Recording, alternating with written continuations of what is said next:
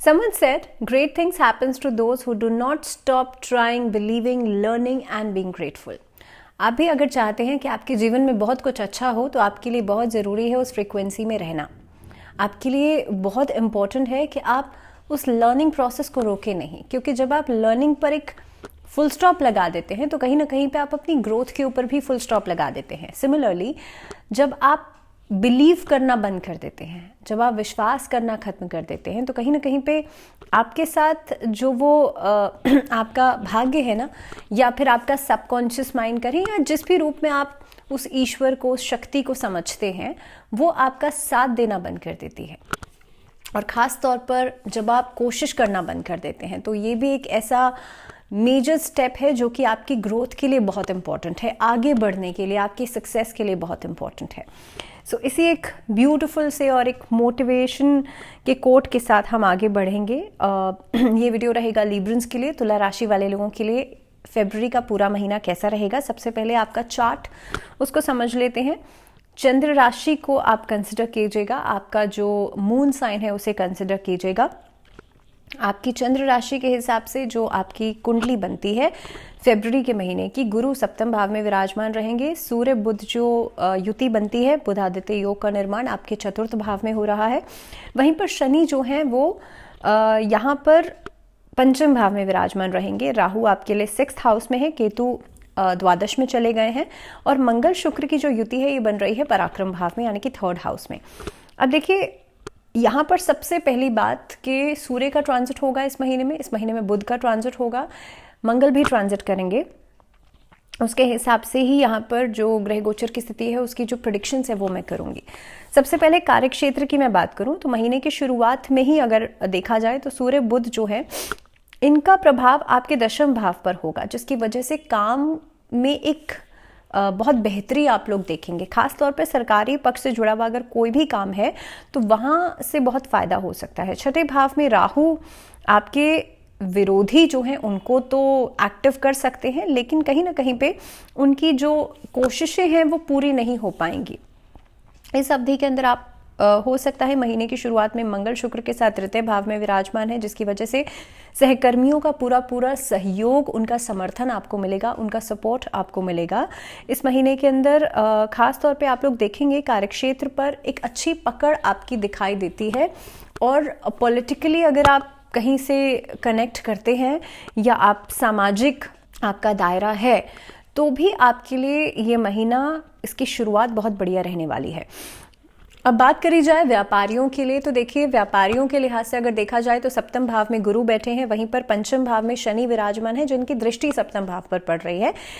इस अवधि के अंदर आपको उन्नति मिलेगी और आप नए नए कार्य करने के लिए अग्रसर रहेंगे। ये महीना काफ़ी हद तक जो मिड पार्ट रहेगा इसमें और भी ज़्यादा बेहतर रिजल्ट्स आपको मिलते हुए नज़र आते हैं। ओवरसीज़ बिजनेस आप एक्सप्लोर कर सकते हैं।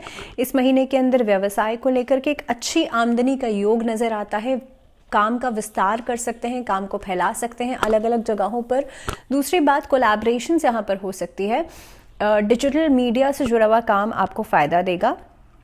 ये अवधि थोड़ा सा हो सकता है जो महीने की शुरुआत रहेगी वो थोड़ी स्लो ग्रोथ लेकर के आएगी, लेकिन जैसे जैसे आप महीने में आगे बढ़ेंगे आपकी जितनी मेहनत रहेगी उससे बेहतर आपको रिजल्ट्स मिलेंगे।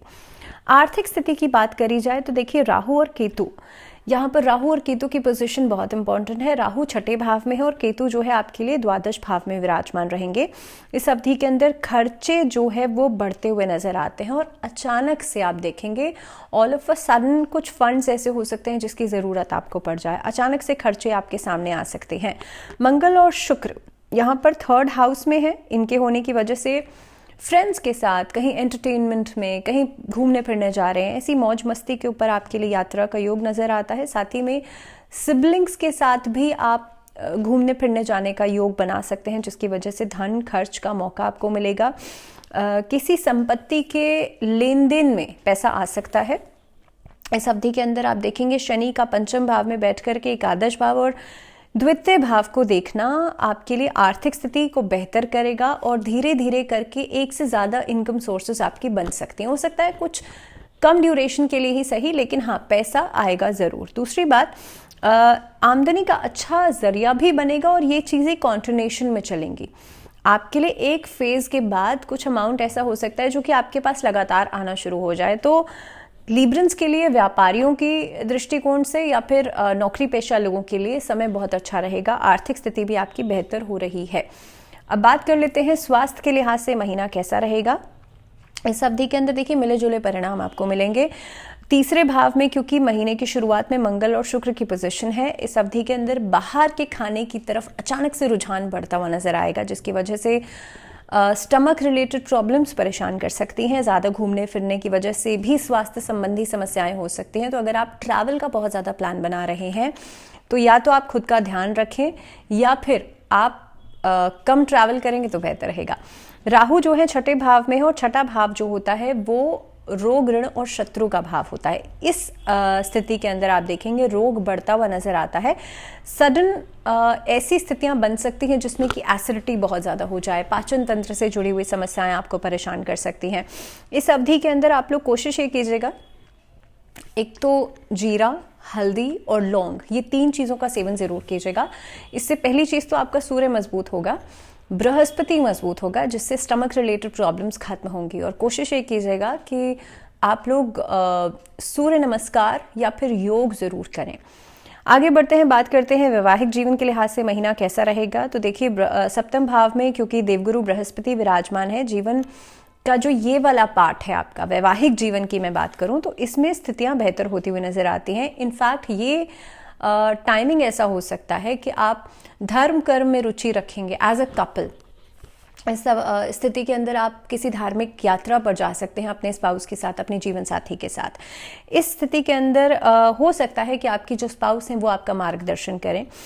ये महीना काफ़ी हद तक कुछ नए काम की तरफ भी इशारा करता है जिसमें कि आपको सफलता मिलेगी। तो कंपैटिबिलिटी बहुत अच्छी है वर्क फ्रंट पे और पर्सनल फ्रंट पे भी, दोनों ही तरीके से ये महीना अच्छा रहेगा। पारिवारिक जीवन के लिहाज से महीना आपके लिए अच्छा रहने वाला है। एक दूसरे के साथ एकजुटता बढ़ेगी और ख़ास तौर पे पारिवारिक जीवन में आपके लिए जो पुराने वाद विवाद थे वो खत्म होते हुए नजर आते हैं। लेकिन फिर से कहीं ना कहीं पे संपत्ति से जुड़ा हुआ वाद विवाद भी खत्म होगा, कोर्ट कचहरी के मामले भी खत्म होंगे और संपत्ति के खरीदने बेचने के योग नजर आते हैं। मंगल और शुक्र की पोजीशन को देखते हुए भी समय बेहतर रहेगा और काफ़ी हद तक एक दूसरे के लिए सपोर्ट सिस्टम आप बनते हुए नजर आते हैं। वहीं पर इस अवधि के अंदर फादर की हेल्थ जो है उसमें इंप्रूवमेंट देखी जा सकती है। अब बात कर लेते हैं स्टूडेंट्स की। तो स्टूडेंट्स के लिए कॉम्पिटिटिव एग्जाम्स के जो बच्चे तैयारी कर रहे हैं उनके लिए महीना बहुत बढ़िया रहेगा। खास तौर पर कोई नई उपलब्धि आपको हासिल हो सकती है। इस महीने में एक तरह का बेंचमार्क सेट कर सकते हैं अकेडमिकली। स्पोर्ट्स में जो बच्चे इन्वॉल्वमेंट रखते हैं उनके लिए भी आगे बढ़ने के योग हैं, अपॉर्चुनिटीज़ नज़र आती हैं और कला के क्षेत्र में भी कुछ खास उपलब्धि आपको मिल सकती है। तो ये महीना छात्रों के लिहाज से भी बहुत बढ़िया रहेगा। आप लोगों के लिए उपाय की बात की जाए तो गणपति अथर्व शीर्ष का पाठ करना आप लोगों के लिए अच्छा रहेगा। साथ ही में गणेश चालीसा का पाठ आप कर सकते हैं। इसके साथ साथ ही शनिवार के दिन जो फिजिकली चैलेंज लोग हैं उनको आप डोनेशन ज़रूर करें और उनको जो भी उनकी ज़रूरत का सामान है वो आप लोग ज़रूर डोनेट करें और कोशिश करें रोज़ आप बजरंग बाण का पाठ संध्या काल के समय ज़रूर करें। ये खास उपाय आप लोगों के लिए रहेंगे जिससे कि जो भी समस्याएं हैं वो बहुत जल्द खत्म होंगी। इसी के साथ इस वीडियो में फ़िलहाल इतना ही। अगले वीडियो में बात हम करेंगे स्कॉर्पियोज यानी कि वृश्चिक राशि, और ये सीरीज़ क्योंकि मंथली सीरीज़ है so it will take up to 5 videos more. फिलहाल के लिए दीजिए इजाज़त। टिल द नेक्स्ट वीडियो अपना ध्यान रखिए ढेर सारा, जुड़े रहिए चैनल के साथ। नमस्कार।